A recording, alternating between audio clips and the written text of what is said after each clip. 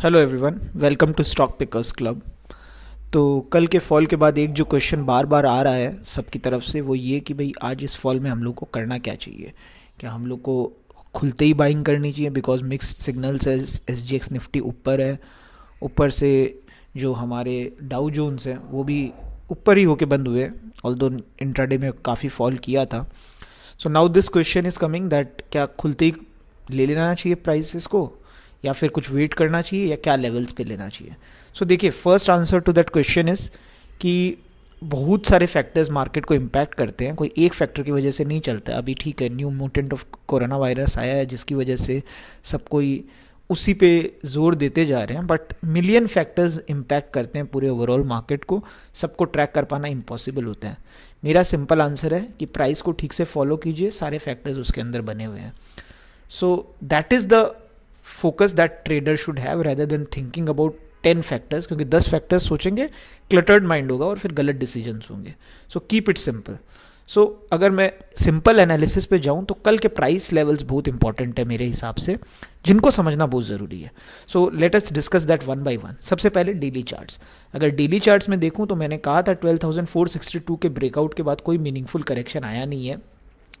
एक narrow triangle बन रहा था, नेगेटिव डाइवर्जेंस MACD पे चल रही थी, बट प्राइस एक्शन में फॉलो नहीं हो रही थी, जो कल प्राइस एक्शन में फॉलो हो गई। आप देखेंगे इस ट्रायंगल के बाहर निकल गया ये निफ्टी जो है।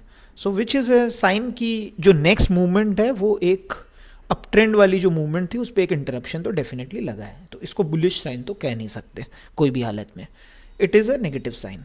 सेकेंड चीज़ है कि इंट्राडे लेवल्स कैसे फॉलो करें, वो बहुत इंपॉर्टेंट हो गया। तो मैं आपको फ्यूचर में लेके जाऊंगा, निफ्टी फ्यूचर का चार्ट दिखाऊंगा so that it is very clear, because वहाँ पे हम लोगों को वॉल्यूम्स का भी एक एनालिसिस करने को मिल जाएगा, क्योंकि निफ्टी 50 अपने आप में तो ट्रेड होता नहीं है, फ्यूचर्स के थ्रू ट्रेड होता है।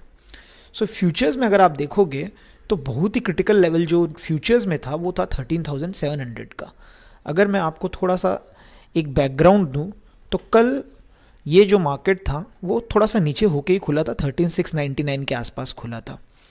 ये थोड़ा चलता रहा और फाइनली यहाँ पे जाके इसने अपने इंट्राडे लो को तोड़ा, जो कि ट्रेडर्स के लिए बहुत इंपॉर्टेंट होता है।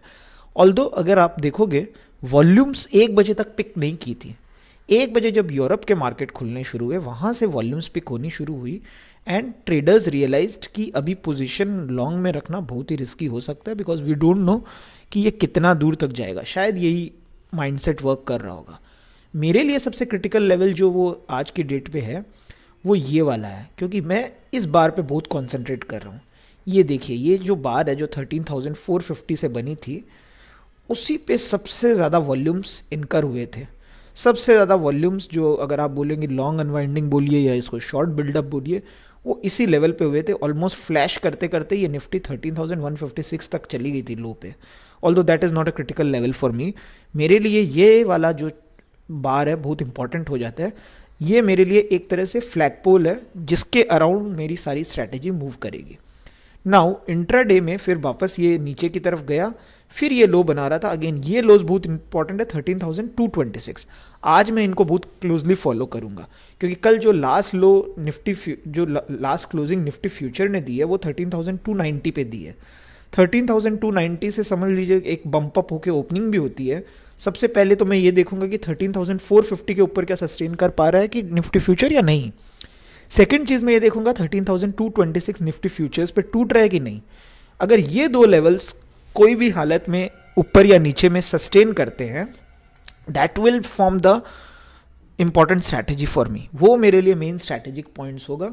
देखिए, लॉन्ग पोजीशंस लेना, मैं तो नॉर्मली फ्यूचर्स में ज़्यादा डील नहीं करता, बट लॉन्ग पोजीशंस लेना निफ्टी पे बहुत डिपेंड करता है। निफ्टी अगर अच्छी चल रही है तो आपके जो शेयर्स हैं वो मोर और लेस उनको फॉलो करते हैं। तो इंडेक्स का एक स्टडी होना बहुत इंपॉर्टेंट होता है, और मेरे लिए ये बहुत क्रिटिकल लेवल है, बिकॉज ये एक एबंडेंट एरिया है। 13,450 पे लॉन्ग्स एबंडन हुए हैं, शॉर्ट बिल्डअप हुए हैं, तो ये क्रिटिकल एरिया हो जाती है जो बियर्स इसको बचा के रखना चाहेंगे, इसके ऊपर नहीं जाने देना चाहेंगे। बुल्स जो है वो इसको क्रॉस करवाना चाहेंगे, बिकॉज वहाँ से निफ्टी बियर्स के लिए, अगर जो बियर्स ने शॉर्ट बिल्डअप किया है तो उनके लिए लॉस होना शुरू हो जाता है। So then the move upward will be even faster.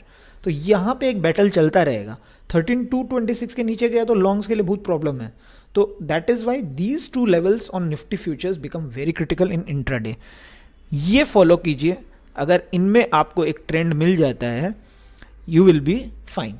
आपको ज़्यादा फैक्टर्स जानने नहीं है, बस इन लेवल्स को ठीक से फॉलो कीजिए। देखिए, जो सबसे अच्छे जो लेवल्स होंगे वो होगा 13,700 टू 13,800। ये जो एरिया होगी ये सबसे क्रिटिकल होगी, क्योंकि यहाँ से मार्केट फॉल किया है निफ्टी फ्यूचर्स पे। यहाँ से अगर मार्केट फॉल किया है तो जब तक इसके ऊपर नहीं जाता है कोई बहुत ज़्यादा बुलिशनेस आप एक्सपेक्ट नहीं कर सकते। Volatility at top is never good. So सबसे पहले तो वोलेटाइल हुआ है market, so be very cautious now. हम लोगों ने सारी ट्रेलिंग स्टॉप लॉसेस रेस्पेक्ट किए, सारी पोजीशंस बेच दी जो ट्रेलिंग स्टॉप लॉसेस में कटी। लॉस तो लॉस, प्रॉफिट तो प्रॉफिट। अब पॉइंट ये है कि हम लोग को केयरफुल होकर इन चीज़ों को फॉलो करना पड़ेगा, इन लेवल्स को देखना होगा। वहाँ पे आपको सारे आंसर्स मिल जाएंगे। You don't need to follow 10,000 things कि मार्केट में क्या क्या चल रहा है, कोरोना वायरस कहाँ जा रहा है, वो कहाँ जा रहा है। इनको ध्यान रखिए, you will be fine. Thank you.